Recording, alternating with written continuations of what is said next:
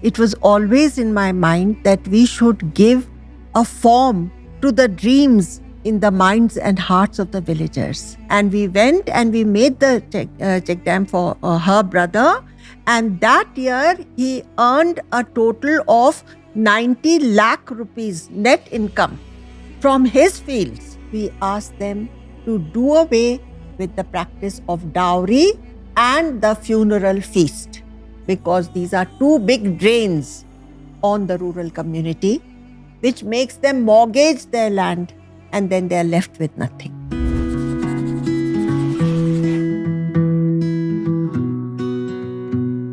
Hello and welcome back to the show. If you're new here, I'm Sheen, your host, and this is the Dream Girl podcast. You're joining us in Mumbai, India, and this episode is brought to you by Bath and Body Works of Apparel Group. My guest today is Amla Raiya, who's often referred to as the water mother of India. Through her foundation, she has helped over 1,250 villages by transforming barren lands into fertile fields and empowering thousands of rural families. In this conversation, we'll talk about the impact of water on social change and what it truly means to dedicate your life to service. Hello, Amlaji. How are you? How are you? I'm so well. Thank you for receiving us in your beautiful home today. Thank you so much. Honestly, Amlaji, we've been reading about you for so long now, and I am so excited for this conversation. My first question for you is, please share with us, why does everyone call you the Water Mata? That's really not for me to say why people... I mean, I can share, but we would love to hear from you. No, in the Kaun Banega Crorepati episode, Amitabh Bachchan chose to call me Jal Devi. Now, it's up to him why he called me Jal Devi. That's even better. Jal Devi is even better. But one reason may be that, Aakar Charitable Trust, our team, has transformed the lives of 18 lakh people.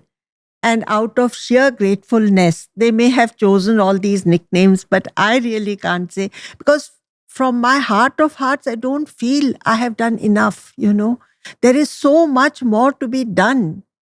And it's all God's will.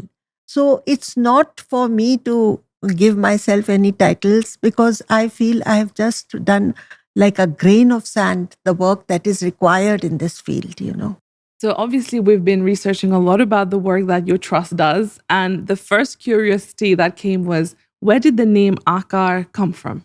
I called by this trust Aakar because it was always in my mind that we should give a form to the dreams in the minds and hearts of the villagers. So Aakar means form, so that dreams are translated into a hard structure on ground level, which takes care of their needs for generations to come. Mm-hmm. I love that. And, again, all the water projects that you've done, it's always different. It's really based on the region, on the needs of the community. It's never one solution fits all. But I want to go back a few steps. Why water preservation? Where did that come from? When I first went to the villagers, I had in my mind the idea of doing an integrated development of the village. But when I met up with them, I couldn't talk of any other thing when the need of water was looming so large in their minds. They said, if you truly want to help us, please do a rainwater harvesting structure for us in our village. That's when I decided that all my other thoughts have to be put aside and I have to concentrate on this basic need of providing them with that ingredient, which is the source of life in all aspects for every village. So that's when we decided to concentrate on water harvesting. But we would think that it is common sense because the rain falls. So why is there a water issue? Because this is not desert or anything. So where does the problem come from? No, our work started in that area which lies on the fringe of the Thar Desert.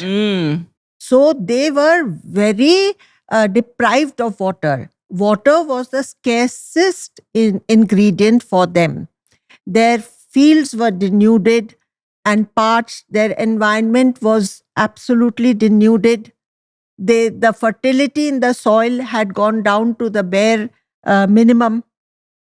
So they were most in need of water, and they had this most precious ingredient was missing from their lives. They had to walk miles and miles to be able to fulfill their family's needs with 2 pitchers in their hands, and that was always the work of the woman who had to fulfill the household needs of water. It was very tough life for them. Of course.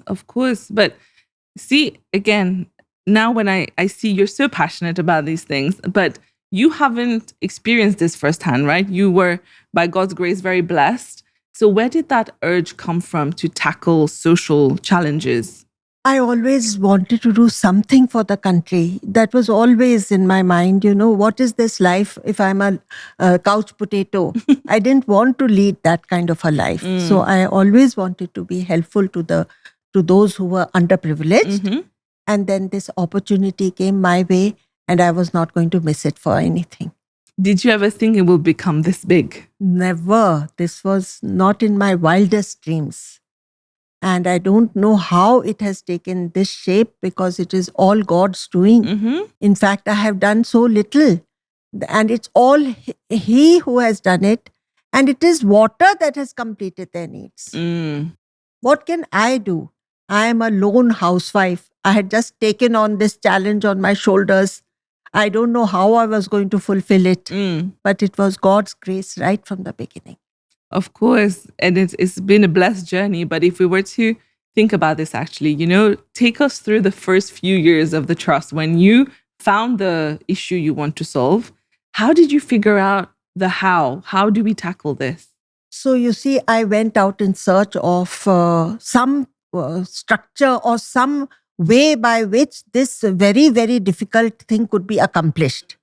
And after much searching through the length and breadth of the country, I came upon these kind of structures which had the capacity to hold enough water for the villagers to be able to take 2 crops per year, for them to be able to do rainwater, for them to be able to do animal husbandry, because now they had enough fodder. So when I came upon these structures, I knew that this is the solution I was seeking. And then we, of course, intermingled with the society, took on their mantle of burdens. And then we sorted out all their problems. They needed a third person to be over there, because a rainwater harvesting structure is always between several farmers. And living close together, differences occur. So they need a third party to solve all those differences for them.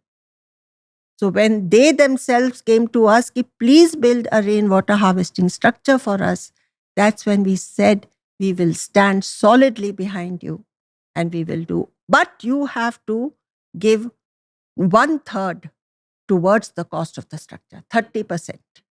So that's what we asked them. And why we asked them for that was that we wanted this work to be sustainable and long-lasting. Until their own hard-earned money had gone into the structure, they wouldn't be bothered to look after it.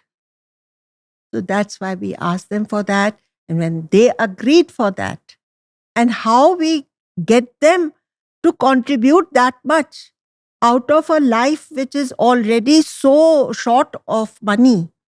So then we tell them, लो हाथों में हाथ लो, एक दूजे का साथ दो, इस धरती का सोया भाग्य जगाएंगे, मरुधरा को फिर से स्वर्ग बनाएंगे.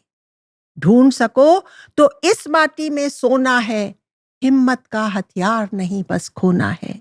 इस जीवन को साज दो, मौन नहीं आवाज दो, सन्नाटों के हम सरगम बन जाएंगे, मरुधरा को फिर से स्वर्ग बनाएंगे. Wow. You need to try. I will do a terrible job at translating this, but I already feel the emotions behind this. Obviously, they're going to say, yes, please translate this for us. No, we are only telling them that it's up to you. You just allow us to help you. And we will turn this desert land into a really prosperous green, Mhm. like a heavenly abode for you. Yeah. It can be done because this infertile, so to speak, land holds in its deep down the gold which you require to run your life with prosperity and all your dreams fulfilled. So then they decide to help us, and then we go Yeah, ahead. that's beautiful. And that was going to be my next question, because I know that you get the communities involved directly by having an investment in it. And also they help with the raw materials. So they put their hands in it as well, just so you're sure that tomorrow when you leave, they will still keep this going. But did you face any challenges on the ground when you have to convince these people to come on board? It was not that we needed to convince them. It was that we needed them to somehow, give us that much. So first we told them, you collect all the stone that is required for the structure, for the masonry construction. Right. A check dam consists of a masonry structure and earthen embankments on either side. Okay. It is like a huge construction standing in the middle of the fields, ready to collect all the water which comes tumbling down from the hillsides. So the structures are very large and they can hold up to 12 crore liters of water. Oh, wow. In a good monsoon. And they will charge 100 or 150 wells in the vicinity downstream, as well as convert arid land, 200 acres of arid land into irrigated farmland. And in no time, they become debt free and they have all the necessities fulfilled in their homes. Where they had no two-wheelers, now each home can boast of at least two two-wheelers. And where they could not afford even one bullock, they now are having 5 to 6 cattle head tied to their doorstep. And animal husbandry has become an even more profitable livelihood option for them than farming. Oh, wow. Did you expect this? We knew that they would be able to, but we didn't expect that this remarkable and this very fast impact on rural life. Because, what we had read up to now, that government does all this thing and it takes so many years for them to then. But in our case, we found that we complete their check dam before the monsoon. We work very hard just prior to the monsoon so that they can get the benefit of this very monsoon. And as soon as the structure is completed, they begin to have the results showing up in their life. Yeah, there's no waiting period. There is no waiting period. That's crazy. But talking about how that poem you just read really ties in emotions with experiences. What has been, and they say water carries memory and survival and history. What has been the most beautiful experience you've witnessed when one of these rural communities got sustainable water sources for the first time? A quick break for a word from today's sponsor. This episode has been brought to you by Bath & Body Works of Apparel Group, a brand that has been dedicated to making the world brighter and happier through the power of fragrance. Bath & Body Works has mastered the art of tying emotions to experience. So you see, I was very touched because their ethics as far as water is concerned is very, very high. So there was this one lady, her name was Sharbati Devi. So, I found that there is water in her fields throughout the year. Okay. So I was so bothered that, she's losing out on so much of her land. But she said, you don't worry about the water being in my fields. I am happy that when there is water in my fields, there is water in my well. So I don't have to go long distances. I am happy that because of the water being in my fields, the villagers, the 800 people living in the villages downstream have the advantage of having water in their wells. So part of my land is sacrificed. It doesn't make any difference to me. Mm. Then she said, you have to do a check dam for my brother. So I said, we will do it, but we cannot relax our principles of taking, 30% from the farmer. Yes. And you have said that your brother is very, very poor. So she said, you don't worry about that. She immediately opened her purse because now she had money. Yes. There was water.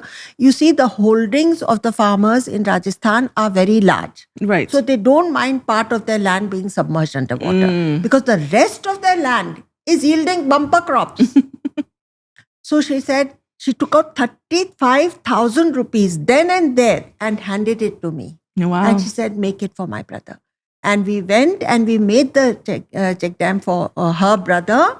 And that year, he earned a total of 90 lakh rupees net income from his fields. 90 lakh rupees in the first year he earned. Oh my God. Is this quick? It's that quick. That's how important water is. Yes. That's crazy. Also, I'm impressed by how you remember these numbers. I wouldn't. But again, I think this is so powerful, the stories you're sharing. And what I love is the role that women seem to play in these communities, right? How big do you think their influence is in the success of these projects? So you see, we came across one woman who was hell-bent to build a rainwater harvesting structure in her field. Mm-hmm. So the other family members asked, how are you going to manage it? She said, I will go and do labor work in the village next, in the neighboring village where they all are making a check dam. I will earn money and I will make my own check dam. This was her determination, and she made, and now she has got so much cattle head, and they are all doing, because we insist that they should give part of their land, especially around the rainwater harvesting structure, to horticulture, so that the earth is not displaced. Yeah. So that the earth becomes steady over there and it doesn't get washed away. So we insist on horticulture, and the horticulture bears its own fruit, so to speak. Of course, yeah. Fruits and the fruit of their labor. Beautiful. But also, you mentioned something earlier, and I think there are so many impact numbers of the projects that you've done. The one that comes to mind is more than 1,200 villages have been touched by you. But the one that really stayed with me was, and you mentioned it as well, was how school attendance for girls have gone up, because otherwise they would have to walk long distances to collect water. The mothers would go long distances to collect water. It's too difficult a job for a little child to do. So mother had to go to collect the water, and the female offspring had to remain in the house to do all the household chores. Okay. Now mother is at home. Yeah. Water is 2 steps away from her house. And the joy that they feel, they say that now we have absolutely no concern and nothing to be worried about. Oof. All our needs are fulfilled. Wow. But see, things like, when we have water, at least the crops will be fine. You think like this.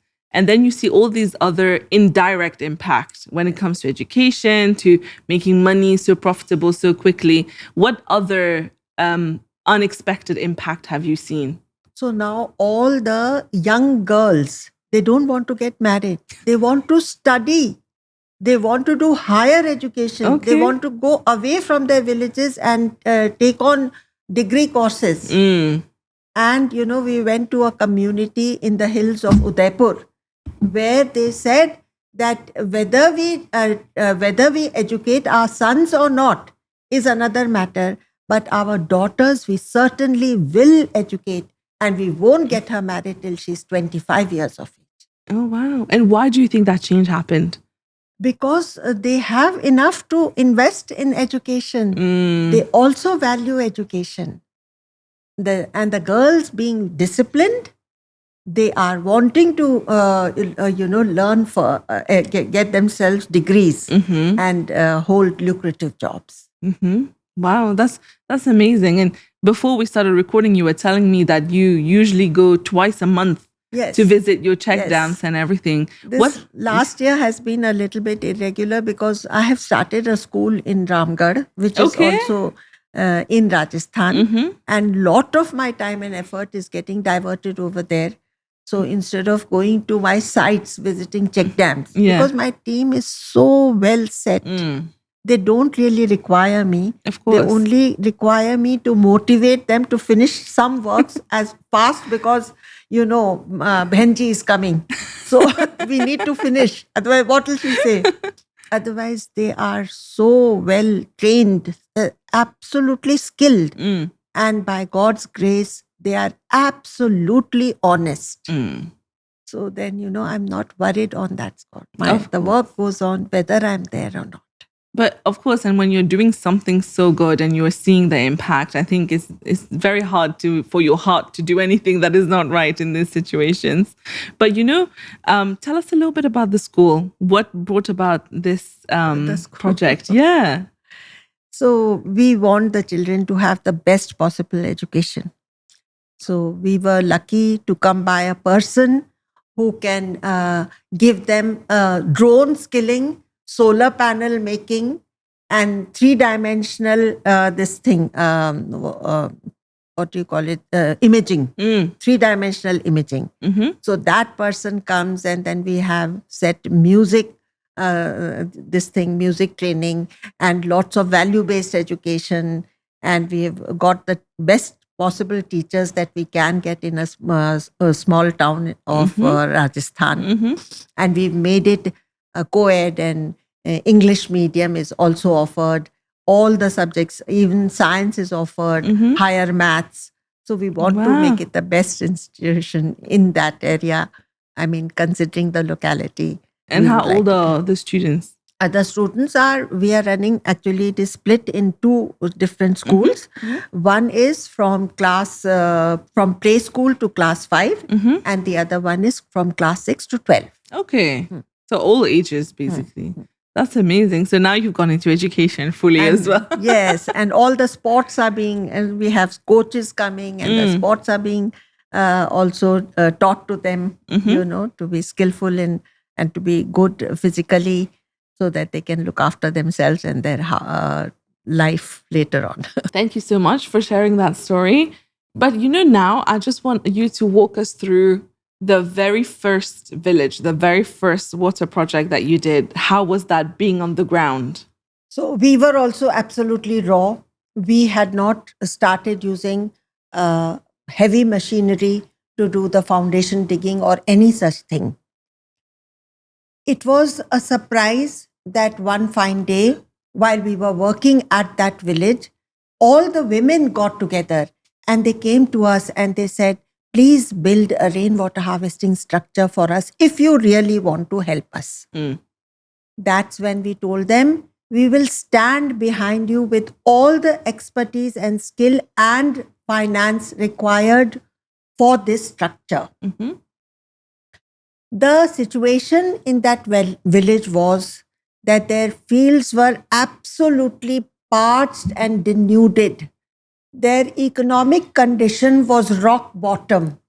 Their menfolk had already departed to urban areas in search of livelihood. In such a scenario, we had these women whom we had prepared that they will have to do the hard work of digging. The day when the work started, temperatures were soaring to 45 degrees. The atmosphere was dust laden. The entire village women folk were out there as our labor force with their children and the few old and infirm people who still remained in the village. They had also come to put their hands in this work of labor, in this labor of love for their rainwater harvesting structure. 2 months of hard work and shooting out the problems which emerged every day. Yeah. At last, the structure was ready. Mm. And the monsoons came down. The rain gods were very generous on that particular day. And enough rain fell to fill the structure to the brim. People from neighboring villages came to see this wonder that had been created in this village, which was erstwhile the most water deficient village, where people would not like to give their daughters in marriage because all that the daughter would do from morning to night was to fulfill the water needs of the household. Now, this barren village is giving birth to a river Oh my God. from no water to surplus water flowing down that check dam. It was a beautiful sight. Mm. Then there was another occasion where the entire community of 500 people came and thanked us. They said, if you hadn't done this structure, we would all have had to leave our ancestral land and move away because there was no way that we could exist. The water levels, underground water levels, had gone to 700 feet. And we couldn't even draw any water from our wells. So if the rains hadn't come and if this structure hadn't been there, we would have had to abandon this land. So they all came and their smiles were our biggest reward. Mm-hmm. Now we do one thing, before we build the check dam, Yeah. we tell them that, see, very soon you will get money by your own fields, by the produce of your fields. And then if you are still having addictions such as alcohol and tobacco, all this prosperity will be frittered away in these wrong addictions. As well as we ask them to do away with the practice of dowry and the funeral feast. Okay. Because these are two big drains on the rural community, which makes them mortgage their land and then they're left with nothing. So we take care that this hard-earned prosperity does not get frittered away by practices such as addictions and social evils. And after that, I mean, we hear such words on the lips of the damsels over there. क्या ये मुझे होने लगा ऐसा ये जल जो दिखा सुखी माटी जल से पटी सारा ये कष्ट मिटा सुखे का रोग हटा कैसा ये जादू घटा कैसा ये जादू घटा. Oh, wow. I want to clap every time when you go into the poem. But this is beautiful. And you are not only helping them financially and building the economic power of these villages, but you're also working on changing the mindset and, getting them out of these shackles that are holding the whole community down. But how easy is it to bring about the change in mindset? Do you face any resistance? They are ready to do the water harvesting structure. The resistance is they have to find the money to donate towards this check dam, which is being built for them. Yes. So that we take care of that by giving them the daily wages. So their daily wages take care of their immediate needs. And 2/3, or they get 1/3 of the wages, and 2/3 goes towards their contribution. So you even find a way for them to contribute. Yes. Okay. Yes. That's taking care of the full ecosystem of it all. Yes, our karyakartas, they intermingle with the society and they take on all their burdens. And if they have to go from door to door asking them to collect the funds, they were willing to do that. They just make themselves as their brothers, just take care of all their needs, it's then that the villagers become softened towards us and they are willing to do what we ask them to do. Mm-hmm. And you've spent a lot of time on the ground and you've had many years of this experience now. But what do you think, if you were to look back, what were the factors that made sure that the trust became successful like this in getting the communities involved and on board? So actually, it is, what we needed was this very dedicated field workers. Mm-hmm. And by God's grace, we had the best possible manager and a very good team who are, when you do the work of water, somehow you become absolutely selfless from within. I've found that one of my karyakartas was going through a period of depression. Mm-hmm. As he made one after the other the check dams, he himself became so full of life. And he started singing songs with them. This work only is such. It doesn't let anybody do anything wrong ethically. And it just fills a lot of happiness and satisfaction in the hearts of my team also. And you know what? But for anyone else who's watching you now, maybe someone who's on an earlier journey of trying to tackle a social issue, or even our leaders, right, the future leaders who can bring about change from up, what advice do you have for them when it comes to how do you have impact when you are tackling a social challenge?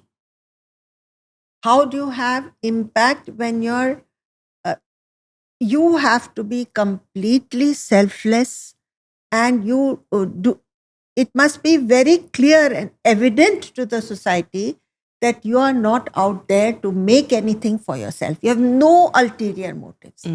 As soon as they get that kind of a impression about your team, then they become very cooperative. Because they say that there are very few people who can be so selflessly working for the good of only the beneficiary society. So then they really get moved, and then they go from their own village, they go into the neighboring villages that such an organization is there, and they will come and do it for you. You don't get carried away by government projects. You have to contribute this much, but your work will be done. And I tell the mason, and I tell all the people concerned, that your structure has to stand solidly over there for 500 years. You make it with that mindset. And immediately I find the mason has got something, some extra energy, and the way he is now putting the masala is different from the way he was putting the masala before I made this statement. Yeah, he has a goal now. Now he has a goal. But I feel like you also have this power to motivate people, isn't it? I feel like your words are very powerful. Where does that come from? The passion, I said. Yeah, the passion. It's just the passion, isn't it? Just the passion. But okay, one question. I have a lot of friends who are my age who want to do something good, and they all have a specific cause in their mind, whether it's from personal experience or something they care about. But the excuse, or maybe the reality of things, is they think, well, I don't have money, I can't help, I can't selflessly help yet because I still need to support me, I need to support my family. What advice do you have for young people like this how do they contribute in their own way and their own capacity? When I started on this work, we were not where we are today financially. I was going through a tremendous financial crunch, but it didn't stop me from taking on such a big job. I knew from somewhere the money would come, because my outlook and my intentions are so selfless. I knew God would provide. I really love that. And how important was having family support when you were dedicating so much of your time to this beautiful project, but you were also running a household with your kids and everything? The kids were no more kids. My daughters had got married, and my son had already completed his education. My husband was very busy with his own hobbies. So I was at the loose end, and I just made good the time at my hands. And of course, it was very important to have their support. Yes. Because finally, it is now my son CSR that is supporting this project. And without that, I wouldn't have gone as far as I'm able to go this at the present moment. You know. So what I'm hearing is, if you do want to do something, just put your heart into it and take the first step, and it happens. Absolutely. Right? Yes, that's what I. And Amlaji, now we had this question before, but do you believe in retirement? So I had told my husband that till the age of 90, I'll keep visiting my check dams the way I'm doing now. Then he said, and what will you do after that? Then retirement. So I don't think there is any retirement in sight for me. You love it too much, don't you? There's no way of leaving this behind. But now that you've been doing this work for so long, what do you see as the vision for Aadhar, especially going forward? What do you see the vision for them? What do you want them to achieve? So I want to first and foremost make my own country water surplus from being water deficient. That's why I have added ponds to our scope of work. Okay. And the ponds are providing up to 20 lakhs income per pond between 3 or 4 farmers. With this water, they can do their crops, they can do horticulture, they can do fisheries, and they can rear cattle. Okay. So all the 4 possible livelihood options they get as soon as a pond is there for them. So with the pond, we are able to do or take rainwater harvesting in the whole of India. And of course, we want to also suggest the same thing outside of India. Yeah. And we have plans to do it in Jamaica, where a very good friend of mine has really liked my project, and he's very close to the, to the president. So he said that you must train us and we will do the water harvesting. So one model, wherever it is created, it has such big impact that, they take it up thereafter. Yeah. And how long do you think we have until, nobody in India has any struggle when it comes to water? One can't say. Yeah. Because, the new challenges can come. Of course. And so I cannot predict like that. I only know one thing, that till the last vestige of energy in me, I would like to dedicate my energies and my resources to this cause of water, which is so much needed by, especially the rural community, which is not being taken care of and who are not able to lead the life of dignity, which we would like our annadatas to have. They are our annadatas. Without them, there won't be any food on our plates. So we owe it to them, and we owe it to them to have to lead a life of dignity and prosperity with at least the bare minimum needs being taken care of by farming and cattle rearing. Of course. But, Amlaji, looking at you, and the passion is still alive for you. I feel like it just gets stronger with age as you go. But what is your secret to staying so young and active and so focused on work even at this age? So I don't know anything about age. I only know what God wants me to do. He just directs me and I just move that path. It's just your mission. But, I was asking you this question earlier because honestly, I'm very curious. But tell us, what does your daily routine look like? We love to hear those stories. From 5 o'clock to 9 o'clock, my time goes in doing my cardio, the amount of walking which the cardio requires, as well as all my yoga exercises, which are necessary at this age to keep myself going. And then I have, then I do my meditation. So perhaps all of those things contribute. Yes, 100%. That's And then health I'm tick tick. and then I have many herbal additives to my diet, which help me, I think, remain how I am. Because I have, this neem ka patti, Yeah, yeah. which is so neem and haldi. Then I have avla, and I have shitopaladi, and I have, garlic with the honey. All these kind of things, I think, which will keep me fit. Oh, I love that. But you were telling me you also play bridge, don't you? we should play one day.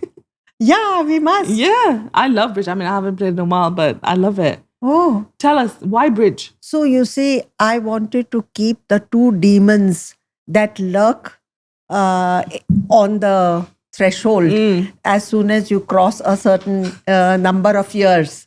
That is Alzheimer's and Parkinson's. So I wanted to keep them at bay. So I said that I must keep my brain cells always very, very active. And therefore I took to bridge. That's a very good way of keeping the brain cells active for sure. But in today's world, now we're getting to the end of our conversation. And for all the young people who are listening to you, who are obviously inspired by your journey, one thing our generation struggles with is stress and overthinking. And since I've met you, I just feel so calm around you. And I think you are so calm in your own head, because every time you mentioned that, we didn't have the money, but I knew it would come, and you just believe in things so strongly. What advice do you have for us on how to bring about that peace of mind? Actually, it is fashionable to become, to be tense and to have that I'm so stressed. But with the mobile in our hands, we can know the location of our near and dear ones in a moment. Earlier times, when anybody went on a long journey, we didn't know whether they would come back safe and sound. Yeah. Here, we are able to track them every moment of the day. Why are we stressed? There's no reason to be stressed. It's just become fashionable to remain stressed. Any little thing is a trigger for me to become stressed. I don't think life could have been easier than what we have at this time. So there is no cause for stress. So long as you have a certain amount of faith in what you are doing and in the essential goodness of mankind and the essential benediction of the Lord upon you. Because that is there. It is always there, whether you believe in Him or not. God's hand is always there, blessing you with every possible, which your karmas allow you to have. All that He is providing. You're right. It's always there. And I love that. Thank you for sharing this. But also, Amla ji, if you were to look back at a 25-year-old Amla, what would you want to tell her that you've learned through this journey and you wish she knew at that time? When I was 25, I had too many hobbies. Really? I used to paint, and then I wanted to do dancing and singing. And, I was very interested in philosophy from the beginning, and gardening and ikebana and pranic healing, and name it. And I had to be part of it. Wow. And you think that was not a good thing? No, that had its own benefits. And but then thereafter, when I turned towards this, I knew that I had found my correct path. Of course, because I was being so useful for the mankind. Yeah, and I think we all have our own journey of falling into what we're meant to do. And now, looking forward, what would you want your legacy to be? I would like that my grandchildren and my children take up this cause of water, because it has benefited so many people.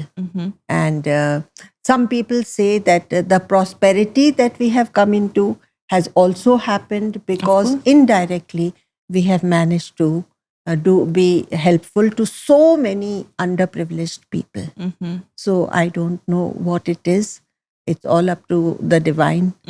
It's all up to the Lord to take them onto this path. So I only wish that this is what they would pursue. And I'm sure they will. Amna ji, thank you so much for everything you've done for this country, for helping everyone when it comes to water and starting a whole movement in this country and hopefully internationally. And thank you so much for your time today. This was such a lovely conversation and I've learned so much from you. Thank you so much for sparing so much of your time and giving this interview for Aakar, which has been very, very beneficial for us also. Thank you.